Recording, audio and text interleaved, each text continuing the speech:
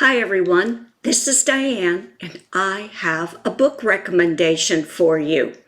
This is a Christmas novella titled The Christmas Cabin, and the author is J Patrick Lemarr.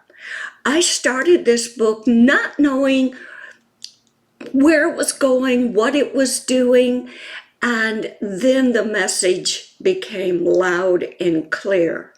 This is a Christmas story that compares the belief systems of those of us who believe it is the birth of Jesus Christ that we are celebrating, and those who are just broken because of something that may have happened leading up to the holiday.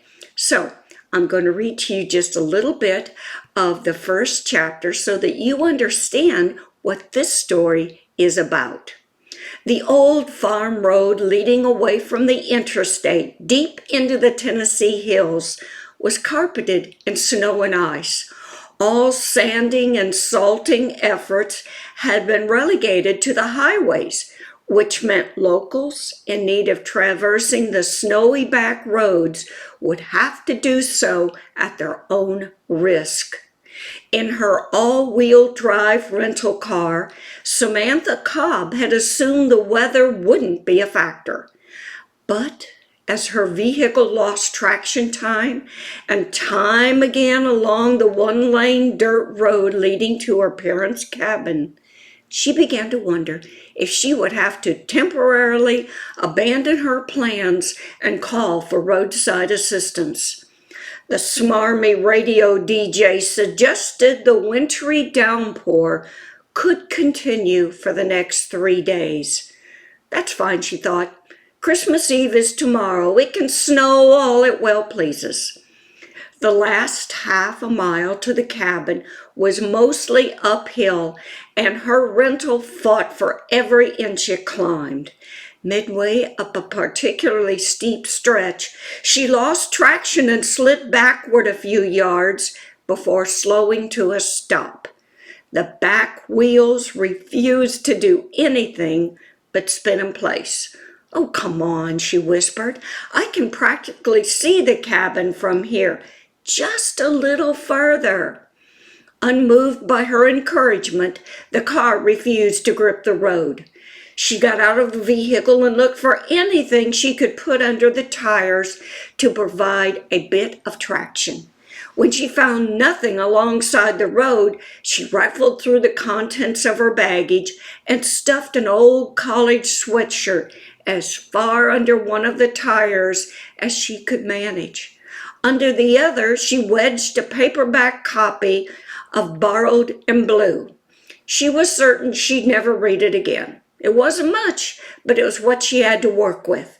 So she climbed back in the driver's seat and tried to get the car moving again.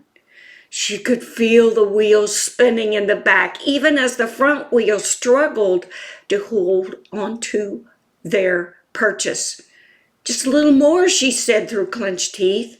She pressed harder on the gas and felt the car straining to surge forward.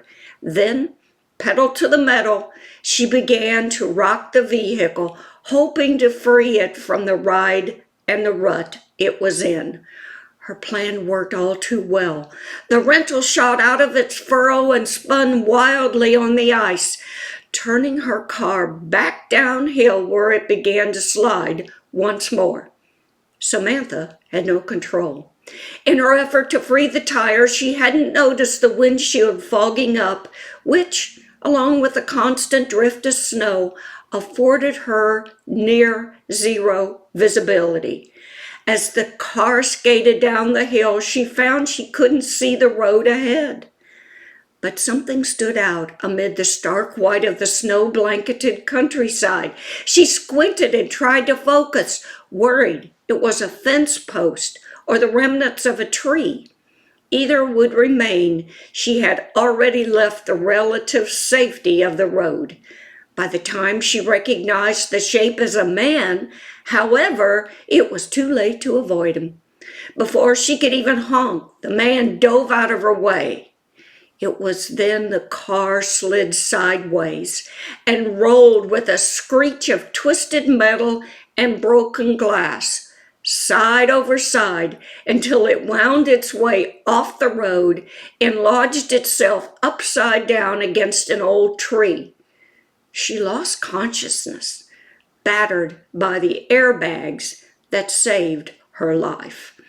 This is just the beginning of an exciting Christmas novella, one you will want to read. Again, the name of the book is The Christmas Cabin, and the author is J Patrick Lemarr. You don't want to miss this.